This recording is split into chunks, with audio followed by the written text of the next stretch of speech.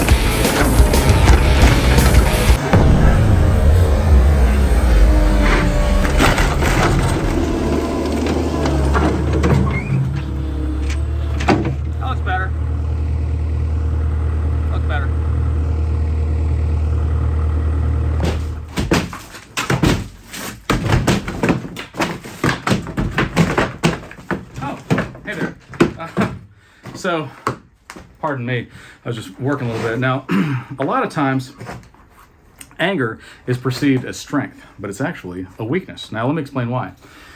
Nothing can make you angry, but you're thinking, this person makes me angry, this situation makes me angry. You don't understand the things I got to go through. Chill, bro, or sis. You make you angry. These situations, they happen to everybody. You got to get a grip on your life. Otherwise, it will eat you up inside like a cancer. And you know what everybody else thinks? Wow, you're immature. You can't handle basic human functions and the world we live in. How old are you? I mean, seriously. It's okay to tear things up. I got break rooms. I come in here and smash. But it's not because I'm angry. It's because, I don't know, I kind of like it. All right, take a look. Oh, hey there. So, today, I don't know if you can tell the difference from this morning, but there was sheetrock on the walls. And now there is significantly less sheetrock on the walls. As you pan around the room, you may be like, that's less sheetrock. What did they do? We subtracted sheetrock. We used math to subtract sheetrock. We did it in very small pieces. You can see some of them here. I didn't count them, but I think it's about 10,987,123,654,321 pieces so far. Now, if you break those up, obviously it would be more, but we're gonna keep it at that number because I feel like nobody's really gonna count. Okay, so we were talking today at lunch about somebody famous that happened to be sleeping around on his wife or whatever. And we all chimed in. And this is what we got to say about it. As a crew, as a construction crew, and you know, construction guys are normally known for like being crude and vulgar and things like that. But as a crew, we decided this. Why in the world are you cheating on your spouse or your significant other or your boyfriend, girlfriend, whatever? Like, in our opinion, you're a piece of crap, right? I'm sorry, but you are. Like, you've got somebody that loves you. Obviously, you don't realize how precious that is and how rare that is. And you want to go around behind their back because you think it boosts your ego. But the truth is, it shows your insecurities. It shows that you're so weak and you're so insecure in yourself that you have to go out and prove yourself constantly to strangers to validate yourself. In the meantime, you are destroying somebody else's life. Really, you're destroying your own. You just don't know it yet. Your family, your kids, all kind of stuff. And I'm just thinking, really? You're better than that. Seriously. Don't do that stuff. That horrible people do that. Don't. You're better. Oh, hey there. So, have you guys ever known anybody who needed to discover, not wanted to, needed to discover personal hygiene? And not just discover it, but apply it to their lives? Today, like many other days, I am that person. I can't wait to take a shower.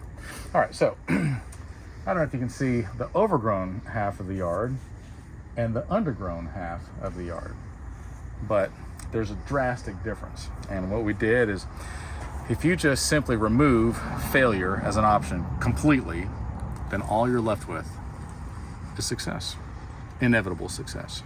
And so we have 40% success back here, but soon we'll have more than 40%. I guess like 41. Is that accurate, Josh? I think so. You're pretty smart. So I've informed my guys that if anything happens to me while I'm back here doing dangerous stuff, to laugh first, hopefully get a video, call 911 later. So now you guys know. All right, see you tomorrow. Well. If it isn't the consequences of my own actions, running over a bunch of wire and then it all got tangled up. That's a big fat mess. I don't know. I think I should just give up on this and give up on life, this job and everything. I'll probably cash out right now. Or I could just fix it. It's gonna take some time, it's gonna take some effort, but I'm gonna make this better. Because look, if you get a flat tire, you know what you do? You fix the flat tire. You don't just keep driving on it forever. That's how life works. If you make a mistake, you correct yourself. You learn from it. You become better. This is what we're good at. This is gonna take some time though. It's a big fat mess. Now, I don't know if you can kind of see, but let's just take a look. Oh, it's so much cleaner, so much clearer. I love it. We're not there yet, but we're getting closer. All right, hope you guys are having a wonderful day. Bye. Oh, hey there. So that was easy. I don't know if you can tell. I got all the wire out of there. It wasn't really easy. I was just practicing in case it ever was easy. I would know how to say that. But yeah, if nobody has encouraged you to stress out about nothing today, let me be the first. I just want to encourage you, like, stress out.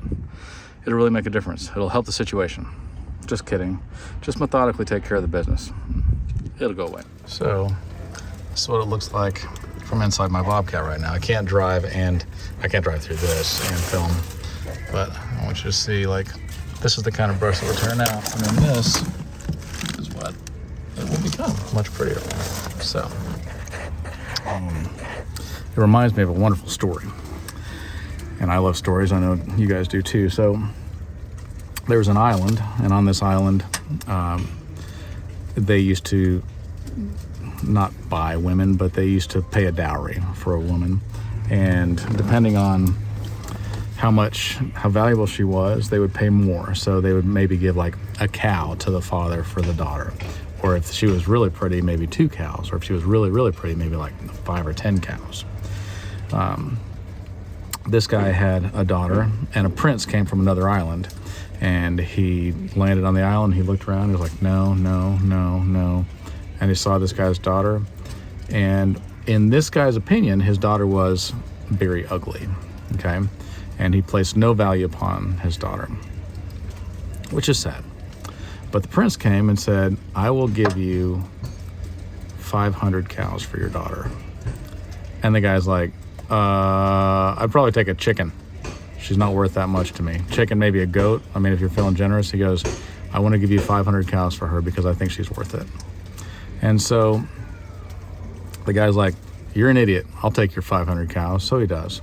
And the girl goes and goes to another island with this prince. Some time passes, a year or 2 passes, and she comes back, and her dad doesn't even recognize her because she's so beautiful, because this prince has taken care of her. He's treated her well. He's treated her with dignity and with respect, and he has treated her like something precious, and so she became something precious and something beautiful because he saw that in her. And he brought that out of her. It was in there all along, right? This land right now looks atrocious, but I know there's something beautiful in here, and I can't wait to show you guys. Also, I think it needs to be said, I was ransomed at a very high price, much more than what I thought I was worth, from Jesus, and he paid a very high price for me, and for all of us. And so I think we need to rise to the occasion and become that beautiful thing that he sees in us. All right, so anyway, this is it. So overgrown, but soon beautiful. So today we're working on foundations. Now we've got a genius here. Tell us how foundation repair works. Foundation repair works is first of all, you can see with these big holes right here. Gotta dig a big hole. Then we go underneath the foundation to expose the bottom of the foundation grade beams. And then we use hydraulic pumps to press down into the ground till we hit solid rock or something stable where the house doesn't keep going down anymore. So we use the weight of the house to drive the piers down into the ground. So we get some resistance and we're able to lift the house or get it to stabilize. right? And then you lift the house up and you level it, right? Yes, sir. And you have one of those cool tools that look like the yellow thing with the long deal? Yeah. What is that called? There's a SIP level. A what? SIP level. A SIP level? Yeah, it's computer level. Okay. And so how that works is you put it somewhere and then it'll tell you whether you're higher or lower than that spot, no matter where you are in the house. Yes. Right? So it'll say, oh, this is 4 inches lower, that's 2 inches higher, whatever. And then they raise it up, right? Yeah. Until everything's level. And then what happens? Then You fill the holes back in. we fill the holes back in. Then we. And then we live happily ever after. Yeah. Right, yeah. That's how it works. Yeah. So that's how it works. And you can see over here, look, there's lots of holes. Come on. So many holes all over the place, and they're all around the house. And so this is how it works. This is how foundation repair works. You get up underneath the foundation and you lift it up and then make it level. Oh, hey there. I'm kind of cleaner today because we're not utterly destroying this house anymore. Now we're going to start reforming the house into something beautiful, which makes me happy. So as you can tell, this used to be the kitchen, and it will be again one day soon. And that's the living room, and I guess it's the dining room. But we want to make this an open concept because everybody loves an open concept. You want to feel like, hey, I'm in the kitchen, but I can talk to people in the living room. All this living space is just a welcome area, right? We want that. We want families to love each other. It's important. So what we're gonna do is we're gonna put a beam up here. We've done this before. We're gonna take that beam out and re-support this in a different way. And then the plan is that that's all living room, and then you could do dining room over there or over here if you wanted to. And all this will be kitchen. So we're gonna take out where the water heater and the air conditioner unit were, and this is all going to be cabinets and appliances over here, and then behind Drew, and then cabinets up to about here that'll have a bar thing that you can kind of sit over, and then open space over all this. So that's what we're going to do in this room, which I'm very excited about because we've got materials here and we're about to get started on that. Now, I want to talk to you guys about reciprocation. You know what that is? Sure. Josh? All right, so in sales, people use this a lot. So reciprocation means I'm going to do you a very small favor, and then you're going to feel obligated to me as a salesman to buy what I want you to buy at the price, right? So I'm going to be super nice to you. Hey, blah, blah, blah, blah, blah. Can I get you a water? And you're like, this water is what, $2.50 a case? So it costs, pennies. But you feel like, oh, he got me a water. That's very nice. I haven't bought anything. So maybe I should buy the car. And I know it's $20,000 more than I want to spend, but he's really nice. That's how reciprocation works. So if you're like, I wonder if somebody's playing me, chances are they are. If you go to a salesperson and they're like, hey, let me give you this small token gift, I don't know, Whataburger coupon or some stupid thing, and then you feel obligated to them, they're doing that on purpose. That's called reciprocation. You know that, right? Absolutely. Yeah. Drew, you knew that? I do now. Well, now we all learned something. Great. Back to work. And now for the master bedroom. How are we going to do this different, you might ask? Well, let's take a quick look around. So right now, we got to come in here, and then there's stairs down. This is underwhelming. It feels very confined. You walk out, and I just feel like you're like, I need to just duck or something. We don't want you to feel like that. We want you to walk in and feel like, this is the master. And I guess you can't call it that anymore because the master-slave relationship, now they're calling it, what do they call it these days? Instead of master. It's like The unicorn room? I think that's not it, but some other word because everybody's got to be PC right now. Anyway, over here we've got a wall that's like, well, there's no windows in it. We're going to change that. We're going to put some windows in. And then over here, this steps down to the garage. We don't like that. So we're going to make a big fat closet over here, a much bigger bathroom right here, and then wall it off from the garage because that's unnecessary. Now, we noticed, and I don't know if you can see this from your angle here, Drew, but these rafters, right, have a ridge board up there. But then underneath that, they have another ridge board and another set of rafters over here. And so what we're gonna do is we're gonna take out this one and raise the ceiling up to here and then just have a cross brace across it. And then we're gonna, it's a little bit, it's bowing in the middle, and so we're gonna brace that up first, nail everything up, and then make it where there's a channel for the, so it's called a vaulted ceiling. So the difference is a cathedral ceiling is like this, but a vaulted ceiling comes up and then it's flat, okay?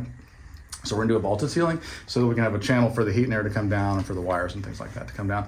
Obviously we're gonna spray foam it, and that will make this room feel much more big and grand, right? So we're very excited about that. They call it Is it the grand room? grand bedroom.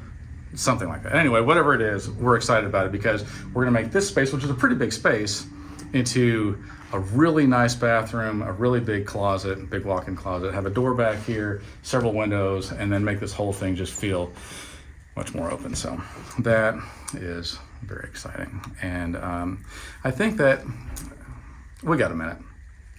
Yesterday I was in church, right? And I was thinking, for whatever reason, it was not on topic, but I was thinking, Sodom and Gomorrah. When Sodom and Gomorrah were destroyed, God came to Abraham, and Abraham said, please don't destroy Sodom and Gomorrah because my nephew Lot lives there. And God's like, but they're really bad people, and I've heard really bad things. And he's like, look, if there are 50 righteous people in that city, would you spare the city? And God goes, for 50 righteous people, I'll spare the whole city. And so Abraham thinks for a second. He's like, I don't know if I know 50 righteous people there. He goes, how about for 40? He goes, for 40, I'll spare the whole city. And he goes, how about for 30? He goes, for 30, I'll spare the whole city. He's like, how about for 20? He goes, yeah, for 20, I'll spare the whole city. He goes, how about for 10? He keeps, like, I think he's processing it. Like, do I even know 10 good people in that city? And God said, for 10 righteous people, I will spare the whole city, both cities, if there are 10 there. But then I think he stopped there because he realized there's nobody that's righteous there. It's not a good place. Now, Sodom is where the name sodomy came from. And if you don't know what that is, then ask your parents. And if you do know what that is, then I'm sorry. But anyway, the cities were so evil that God was like, I'm going to utterly destroy you. Now, we kind of know the story of that. They were utterly destroyed, okay? Sodom is now underneath the Dead Sea. Nothing lives there to this day. I've been there. And then Gomorrah is utterly destroyed. There's like sulfur everywhere. Nothing, not a blade of grass. It's like dead forever because of what they did. But then I think, like, what we do every day would probably make those people blush, right? What they got killed for and destroyed for, we do every day. And I wonder if God came to some righteous person and said, I'm going to destroy America, would he find the righteous people enough to justify saving it? I don't know. I'd like to think yes, but I wonder if he came down and then I started thinking about it, like, well, they mean well, but not so great. And I just think, like, shouldn't we take this more seriously? If utter destruction and like death forever is on the line, shouldn't we be like, I think I want to get right with God? I think so. We're going to get to work. All right. Hey there.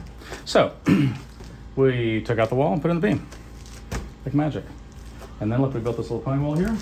This will be cabinets. Ding, ding, ding, ding. And then there'll be a counter over top of that. So from the other side, you can have bar stools or whatever in the world you want to do, and it will be amazing. Now, I don't know if you can see how high this house is, but there's also stone down below it over there. And you guys might not know this, but I can actually jump higher than this house because this house can't jump very high at all. I got in a jumping contest and I was like, okay, now it's your turn. It was just sat there. I'm like, And I was just like this, higher. Oh, hey there. So we leveled the ground level first. We had to do that because if you level the top and then do the ground, then you're a mess, right? But now you can see that this is out. So we pulled a string from this point to this point. You see where that is? And you can tell that in the middle here, that's 3 inches low, okay? See that dip? So what we're gonna do, I'll show you in a second, we're gonna get underneath there and we're gonna jack it up and then brace all that off so that we're smooth across. So now you know, we're 3 inches low right here. We pull the string and that's how we know. You don't just eyeball it. You don't just go, I don't know. I mean, I guess it looks right. Get some kind of a measuring device. Strings, levels, tape measures, they work. They're there for a reason. Okay. Okay, so I jumped down from the roof. Now I'm gonna show you what we're doing underneath here. Okay, so this is the part that was low, right? There's a seam right here on this ridge board. Okay, so those two boards come together like this and they're sagging in the middle. We want to stop that. So we put this beam up underneath that. We put that on all these boards down here and we've got a jack here, okay? When we jack it up, it's gonna raise that roof up until we're level, and then you're gonna be like, it's level, and then we'll brace it off. So let's just see, you can kind of see how it works. It's gonna be magical.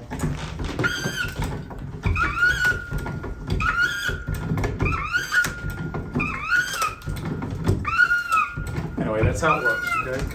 So you can tell we're making some progress. I want to have all my guys on hand, not doing the camera right now, so we'll see you guys in a bit. Oh, hey there. So the other day, we showed you how we were gonna jack this roof up, and then I never showed you the conclusion, and the reason why is because it got dark and we didn't finish, and we had to do another job yesterday.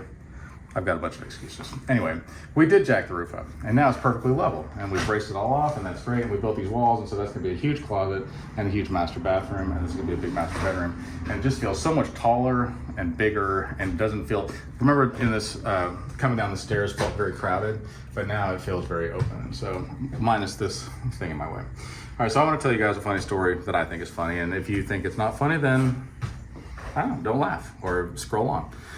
Okay, so I don't like to talk about this a lot, but I did go to college, okay? And when I was in college, I needed to take this blow-off class called Art Appreciation, which I do appreciate art, but just not, you know, like I don't want to memorize the dates and stuff on stuff that I don't care about. And so I had dropped out of school in 10th grade and hadn't been in school for several years. And I was like, I'm gonna go to college and be a pastor. And our teacher on day one says, you're gonna have a quiz every single day. You're gonna have to do a bunch of reading and have a quiz every single day, but you can take your lowest quiz grade and you can throw it away. And I was like, okay, but I wanna save that for the end because, you know, I don't wanna screw up right out the gate. So first day was 60 pages of reading, and of course I'm in college, so I've got 10 other classes or whatever, and I'm reading and I'm like, and I get about 10 pages in, I'm like, I hate to do this right out the gate, but I think I'm gonna let this be my throwaway grade. So the next day I take the quiz, I get an A. I'm like, I guess my next day will be my throwaway grade. And the next day I don't study and I get an A. I'm like, I guess the next day will be my throwaway grade. This went on through the entire semester. I never read any of the book and I got an A in the class. I don't know if that's because I'm good at taking tests or because the quizzes were easy or what, but I feel like that was a great lesson for me, and so I've lived the rest of my life like that. Completely unprepared. Like, John, have you studied for this? Nope. Do you think you're prepared for this? Absolutely not. And then I get out there, I'm like, I passed the test again. Well, tomorrow I'll try to study. I'll throw that one away. And when I get one that I'm gonna throw away, then I'm like, at that point I'll start studying. But so far, I'm doing all right. Anyway, we're chipping away at this little by little. It's a little overwhelming. And so me and Josh sit here a lot. We twiddle our thumbs and we cry a lot. And then we're like, I don't know what to do. But I think we're gonna keep on going, and we're gonna suck less for success. See these? These are lizard eggs. And sometimes, if you're lucky, you can find the actual lizard that's the mom or the dad. I don't know, it depends. I'm so confused by genders these days. Are you the mom or the dad? Anyway, here's your little babies. You can have them back. Look at that, you did great. Oh, hey there. A couple things I need you to know. Number A, it is impossible to clean something without dirtying something else. And you might think, no, I'll just clean this up. And you're like, but then look at the rag. See how that's dirty? This is an important life lesson. Something has to be sacrificed so that something else can be cleaned. It's interesting if you think about it. You can apply that to literally anything because it's true of literally anything. Now, the other thing is, a lot of you guys talk to me probably 6 or 17 times a day about how you can't remember stuff anymore. And I don't know if it's because you got the COVID shot or what, but either way, you can't remember things. And here's my advice to you, besides unvax yourself, which I think at this point is impossible. Get yourself a memory foam mattress. You just sleep on it and you'll remember literally everything. I got one, I'm like, wait a minute. And I'll like remember when I was born and stuff like that. It's crazy. Anyway, I hope that else we're gonna keep working. Hey there. So we are making what I consider to be snail's progress. But look, sometimes you go really fast, and sometimes you gotta take your time. And so this is one of those times where like getting to a place where we can make it, you gotta strip back until you see like that's something solid. And then we go from there and we rebuild after that point. But we're still stripping back to finding something solid in a lot of places. But we're making progress.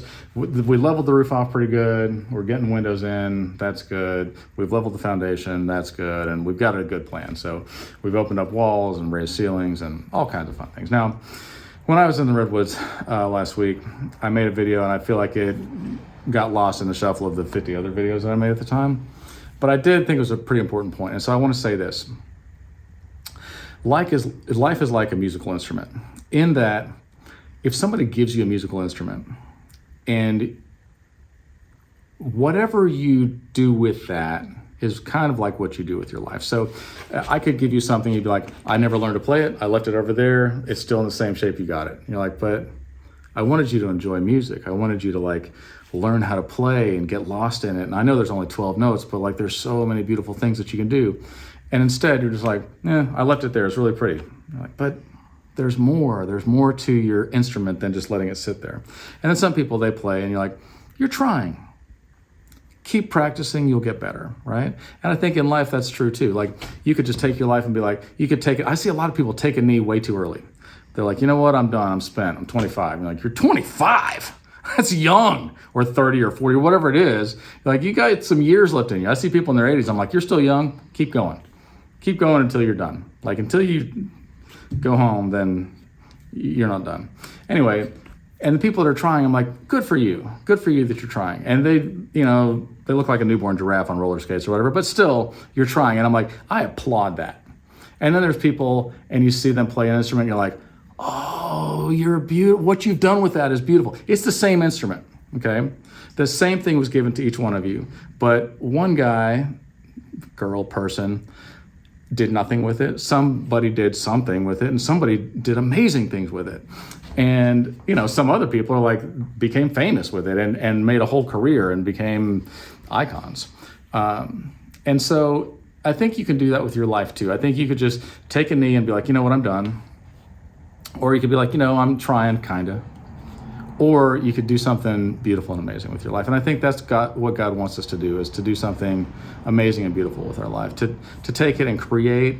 And he goes, yeah, there's 12 notes. Yeah, there's however many scales and, 7 notes in a scale and all these things. But what did you do with what I gave you? Because I want to see your creativity. I want to see your passion and your love and your joy in this. And I think he wants to see that in our music and in our life.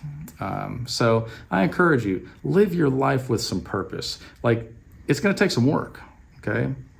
But find beautiful things and do beautiful things and be an inspiration to yourself and to other people. Be excited about life. Life is beautiful. This world is beautiful. It's broken too, we get that. We're in a broken, fallen world, but there's so many beautiful things. Focus on those. There's only so much time. Focus your attention on the good things and not on the bad things so much. All right, I'm gonna go play an open mic with my instruments. Love you. Hey there. I know usually I'm not sad, but I feel like I'm running out of tricks. And I need new tricks, and it makes me sad when I don't. Oh, hey Josh. Don't be sad, man. Oh, a coloring book? Yeah. I love coloring books. You want to color? Well, I'd like to. Let's see what's in there. Okay, give me just a second. Okay. So, Yeah. basic run-of-the-mill coloring book, right? With clowns in it. I love clowns. Magicians, and Oh, we got I love magician too. we got our Oh, you got crayons? Yeah, So, yeah. Ready for coloring? Yeah. Wait, no, don't you have to pull them out? No. What? No. Where did the crayons go? I think they're in here. Is this? Can you guys show the camera? How did you colored just by rubbing the crayons on there? Yeah. Here, we'll start over. I'll show you. Okay. Oh crap. Did you erase too much? Yes. Maybe one day I could learn such a trick, and then my ocean of tricks would be full again. This is great.